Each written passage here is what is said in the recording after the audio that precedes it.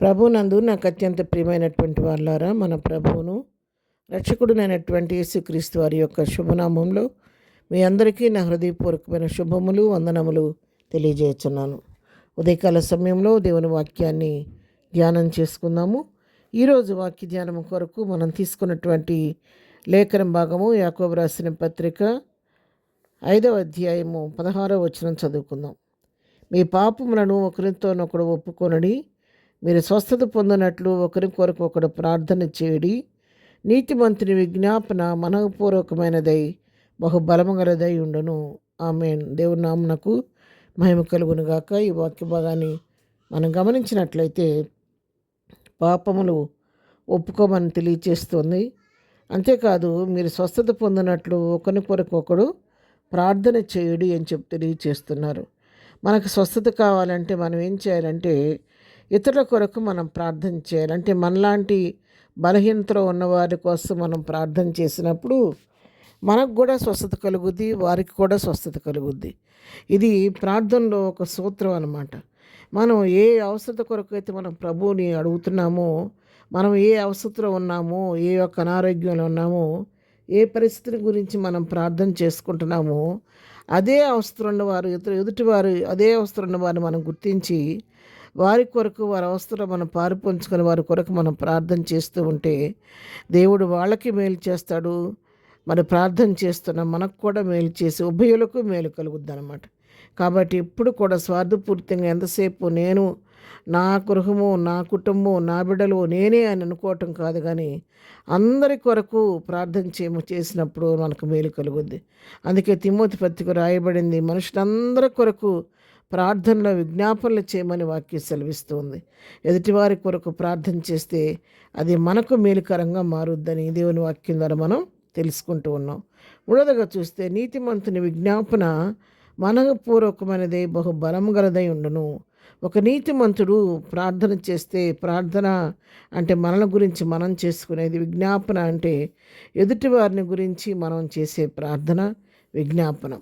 ఎదుటివారి గురించి మనం పెట్టే మొర దేవుని సన్నిధిలో దాని విజ్ఞాపన అంటారు. ఒక నీతిమంతుడు విజ్ఞాపన చేస్తే ఆ విజ్ఞాపన ఎంతో బలం కలిగిన ఉంటుందంట. అది మనఃపూర్వకమైన ఇదిగా ఉంటుంది అంటే, ఎందుకంటే ఆ నీతిమంతుడు అంత హృదయపూర్వకంగా మనఃపూర్వకంగా ఒక విషయం కొరకు జ్ఞాపనం చేస్తాడు. కాబట్టి అది బహుబలముగా ఉంటుందని చెప్పి వాక్యం ఇక్కడ మనం తెలియచేస్తోంది. ఏ విషయం కొరకైనా ఒక దైవజనుడు, ఒక నీతిమంతుడు, ఒక ప్రార్థనా పరుడు తను పట్టుదల కలిగి ప్రార్థన చేశాడంటే దేవుడు తప్పకుండా ప్రార్థనకు జవాబిస్తాడు. ఉదాహరణకు మనం అదే పత్రికలో 17వ వచనం చూస్తే, ఏలియా మన వంటి స్వభావం గల మనుష్యుడే వర్షింపకుండినట్లు అతడు ఆసక్తితో ప్రార్థన చేయగా 3.5 సంవత్సరముల వరకు భూమి మీద వర్షింపలేదు. అతను మరలా ప్రార్థన చేయగా ఆకాశము వర్షం ఇచ్చెను, భూమి తన ఫలము ఇచ్చెను.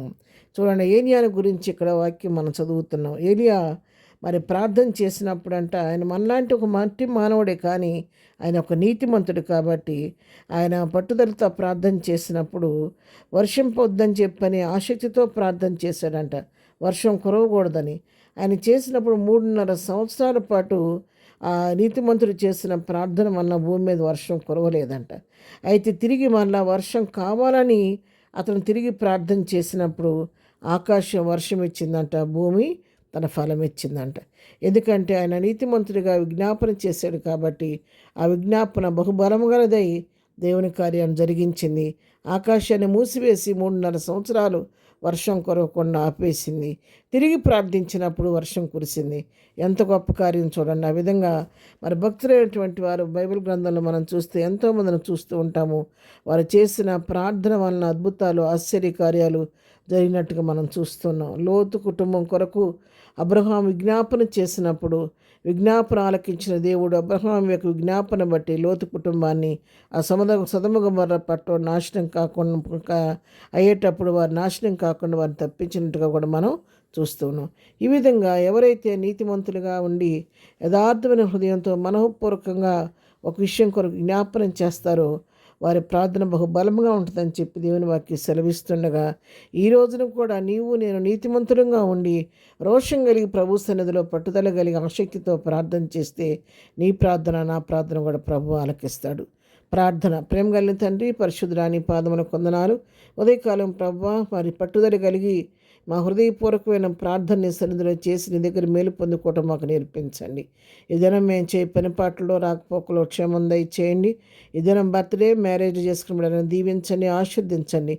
బలహీనలు బలపరచండి, దుఃఖంలో ఉన్న వారిని ఓదార్చండి, సమస్యలు ఉన్న వారిని విడిపించండి. ప్రభ ఎవరికి అవసరం మీ నామలో తీర్చమని దినం చేయి పనులన్నింటిలో ప్రతి వారికి జయం దయచేయమని యేసునామలో ప్రార్థించండి పొందుకొని ఉన్నాము తండ్రి. ఆమెన్. ప్రభు కృప సదాకాలం మనందరికీ తోడై నడిపించును గాక. ఆమెన్.